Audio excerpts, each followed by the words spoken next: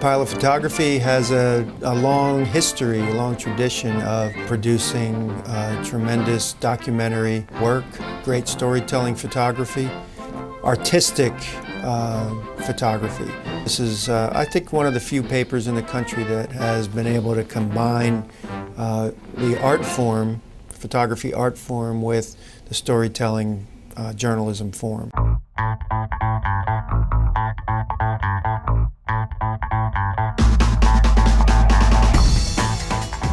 A good photojournalist has to combine a lot of characteristics of many different types of photographers. You have to have some artistic ability. You can't just be somebody who holds a camera in front of a scene and trips the shutter. You have to be able to know what makes a good picture. And at the same time, you have to be able to know what makes a good storytelling image. So you have to be able to combine the elements of art and journalism to be a good photographer here, to be a good photojournalist. I'm Bill Tiernan. I've been a photographer at the Pilot since 1984.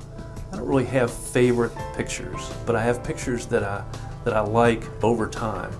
And one of those photographs is a circus walk. It was taken in the late 80s. It was taken at the intersection of Olney and Colonial, where the circus walk passed.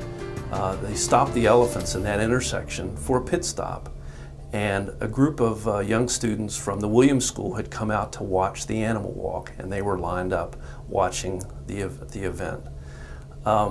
So the photograph was nice. It was the line of elephants, the line of the little girls. It was great. And then that extra little element happened, which is when the one little girl put her hands behind her. That elevated the picture to one that I still like to this day. Hi, my name is Hyunsu Kim. I'm a staff photographer at the Virginian-Pilot. And my favorite picture in this show is koi, Japanese fish. I shot this picture when I was an intern and a couple years ago. And coming up with the interesting feature photos is always hard for the newspaper because we have a lot of talented photographers. And I was looking around, what is a good picture for warm weather in January. I went down Nauticus, saw this pool, and then full of koi was moving. My favorite photographer is National Geographic photographer named Sam Abel, and he took a couple pictures of koi, and inspired by his picture and my respect, I patiently waiting on the rail and long exposed my picture, and it came out beautifully with the streaks. I'm Chris Tyree. One of the images I have in the show is of the USS Cole returning after being repaired from damage it received when it was bombed by terrorists. I remember that day I had just gotten a brand new camera, brand new Nikon, and we were sent out, several of us around the area, to try to capture an image of the ship as it came back. And my spot was at Fort Monroe, and I remember thinking at the time that, oh, this is not the spot to be, there's not going to be anybody up there, and then all of a sudden the rain came and it was just miserable. And by the time I met my PR person that I was dealing with over there, and we got to the scene, the ship was literally just starting to come into view. And I was already nervous because I had been at the paper very long anyway. And I jumped out of the car and started running. And then just as I started running, I see these two women and standing there. And I was like, oh my God, here's the moment, it's coming. And just so happens one of them has a flag. And I'm frantic trying to get my cards in the new camera and change the lenses. The rain is coming in sideways, and just as I get one lens on the camera dies. It had gotten waterlogged. So I quickly change the other camera, wipe off the lens as best I can with my shirt, and run down to where these ladies are at. And I got there just as the ship was coming by, and the one lady raises her hand. I got like 2 frames off.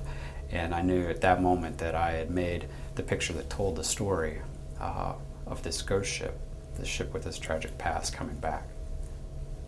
Hi, I'm Genevieve Ross. I've been at the Pilot for 6 years. I have a couple of pictures in the show that I'm very proud of and are important to the community, being a military town with a Navy base here. The first one of Seaman Owen Butters deploying to Iraq a week before the war started. the anticipation and the look of the unknown of where he's going and what he's going to be seeing is apparent on his face and the tear rolling down his cheek. The second picture was of Oscar Garland, who is a Norfolk resident, originally from New York, and he was in the Navy for 24 years and is a Pearl Harbor survivor. And I did his portrait, and I noticed some tattoos showing out of his shirt, and I asked him if I could photograph him in a tank top so we could see his old Navy marks that he put on there to remind him forever of what he had seen and what he had been through. My name is Steve Early. I'm a staff photographer for the Virginian-Pilot newspaper. I spent quite a bit of the 90s covering the redevelopment of downtown Norfolk, and one of the things I noticed during those years, particularly in the wintertime, was the interesting light and reflections we would get off the buildings downtown. I decided to spend some time doing a photo essay looking at the light and the reflections. One of the photographs you'll see in the show was taken down on Main Street, and there was some light reflecting off of a building, casting an interesting shadow off a barren tree. And I sat there in a corner for a while looking at the light and the colors and the tonal quality. And just then a man walked by with his upturned collar against the cool breeze, and it seemed to bring it all together for me.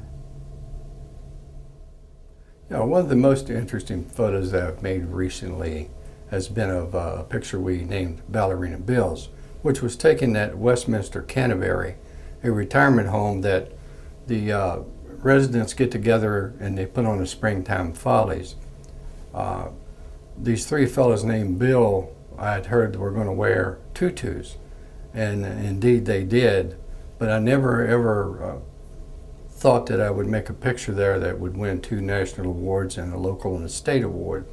But when the 3 women seated near them reached out and were fixing this one tutu of one of the Bills, then I knew that I had the picture that I'd been working so hard to get, covering all the rehearsals and going to the real event.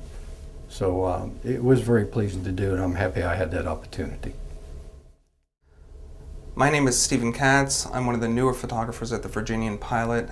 Since working here in Norfolk, one of the assignments that meant the most to me was going down to the Gulf Coast and covering the aftermath of Hurricane Katrina.